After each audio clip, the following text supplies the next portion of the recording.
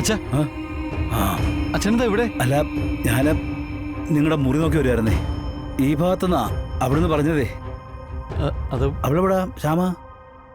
വാ കാണിച്ചു തരാം.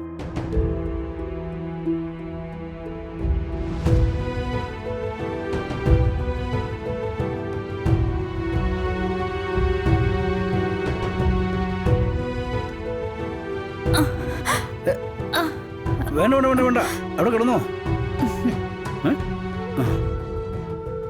എന്തിനാ അച്ഛാ ഇത്രയും ബുദ്ധിമുട്ടി വന്നേ?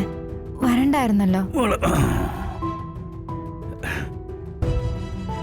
നീ ഇവിടെ ഇങ്ങനെ ഇത്രയും ബുദ്ധിമുട്ടി കിടക്കുമ്പോഴേ എനിക്കങ്ങനെ മനസ്സുറപ്പിച്ച് അവിടെ ഇരിക്കാൻ പറ്റുന്നേ. അങ്ങനെ ചെയ്താൽ ഞാൻ നിന്നോട് കാണിക്കുന്ന നന്ദിയോടില്ലേ മോളെ അത്. കാരണമേ നീ കിടക്കുന്നതേ നമ്മുടെ കുടുംബത്തിന് വേണ്ടിയാ. അതാര് മറന്നാലും എനിക്ക് മറക്കാനൊക്കത്തില്ല. ഉപേന്ദ്രന്റെ ദേഷ്യം മുഴുവൻ എന്നോടാ. അവൻ എന്നെ കൊല്ലാൻ തന്നെ വന്നത്. ശ്യാമ എന്നെ തള്ളി മാറ്റിയില്ലായിരുന്നെങ്കിൽ എന്റെ കാര്യത്തിൽ ഒരു തീരുമാനമായേനെ. അവൻ ദുഷ്ടനാ. ചെറുപ്പം പോലെ മറ്റുള്ളവരെ ദ്രോഹിക്കുന്നത് അവനൊരു ഹരമായിരുന്നു. കാശുണ്ടാക്കാനായി പല വഴികളും നോക്കി, പലരുമായിട്ട് കൂട്ടും കൂടി, പല ബിസിനസ്സുകളും അവൻ ചെയ്ത്. അവനെല്ലാം നേടി. പക്ഷേ ബന്ധങ്ങൾ അതവന്റെ കാര്യങ്ങൾ നടക്കാൻ വേണ്ടി മാത്രം ഉപയോഗിച്ചതാ. അതുകൊണ്ട് തന്നെ ഒരാളോടും കരുണയോ ഒന്നുമില്ല. ഞാൻ രോഹിത്തിനോട് പറഞ്ഞതാ പുറത്തേക്ക് ഇറങ്ങുമ്പോൾ സൂക്ഷിക്കണമെന്ന്. നമ്മുടെ വീട്ടിൽ വന്ന് തോക്ക് ചൂണ്ടാൻ മടിയില്ലാത്ത ആൾക്ക് നടു റോഡിലോ തിരക്കുള്ള ഈ ഹോസ്പിറ്റലിലോ കടന്നുവെന്ന് എന്ത് വേണേലും ചെയ്യാം. നമ്മുടെ രക്ഷ നമ്മൾ തന്നെ നോക്കാതെ ആര് നോക്കാനാച്ചാ? അത് ശരിയാ, അത് ശരിയാ. ശ്രദ്ധിക്കണം കേട്ടോ. അല്ല, കേസിന്റെ കാര്യങ്ങളൊക്കെ അതിൻ്റെതായ വഴിക്ക് നടക്കുന്നില്ലേ? അതൊരു ചടങ്ങ്.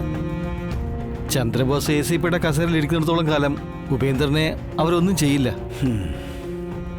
ആ ഒരു ഉറപ്പ് ഉപേന്ദ്രനുണ്ട്. നമുക്ക് നോക്കാം. കളക്ടറായിട്ട് ശാലിനോട് ഇവിടെ ഉണ്ടല്ലോ. അവരുടെ ഇഷ്ടത്തിന് എല്ലാം അങ്ങനെ നടക്കില്ല. നിങ്ങൾ ധൈര്യമായിട്ടിരിക്കുക.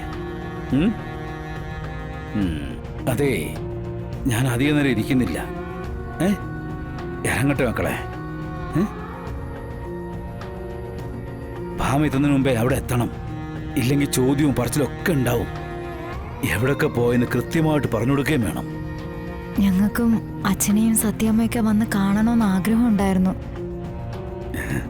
പക്ഷേ സത്യമ്മ സമ്മതിക്കാത്തോണ്ടാ.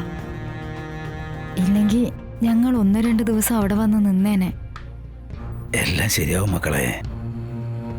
എല്ലാവർക്കും കൂടി പണ്ടത്തെ പോലെ നിൽക്കാൻ യോഗം ഉണ്ടെങ്കിൽ നമുക്ക് നിൽക്കാം. അതേ എനിക്കിപ്പോ പറയാൻ പറ്റൂ. എന്നാ ഞങ്ങൾ ഇറങ്ങട്ടെ. പാടവും സാർ. എന്നാ ഞാനിവരെ വിട്ടിട്ട് പണം അടച്ച് ഫാർമസിയിൽ നിന്ന് മരുന്ന് വാങ്ങി വരാം.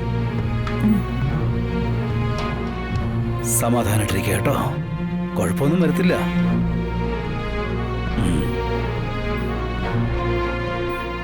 നടക്കാൻ വാ.